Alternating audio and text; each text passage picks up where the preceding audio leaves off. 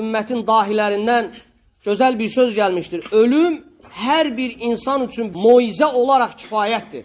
Yəni, ibrət olaraq. İnsan hərdən təfəkkür etməlidir, düşünməlidir. Bir gün Allahın huzurunda ona verilən ömürdən sorğu-sual olunacaq. Və ona görə ömründən yararlanmalıdır. Fürsətlər qayıtmamış bəzən insanı əcəl qabaqlayır. وَمَا جَعَلْنَا لِبَشَرٍ مِّن قَبْلِكَ الْخُلْدَ أَفَإِن مِّتَّ فَهُمُ الْخَالِدُونَ كُلُّ نَفْسٍ ذَائِقَةُ الْمَوْتِ وَنَبْلُوكُم بِالشَّرِّ وَالْخَيْرِ فِتْنَةً وَإِلَيْنَا تُرْجَعُونَ Səndən əvvəl də heç bir bəşərə ölümsüzlük nəsib etmədik. Məyər sən öləcəksən, onlar həmişəlik qalacaqlar?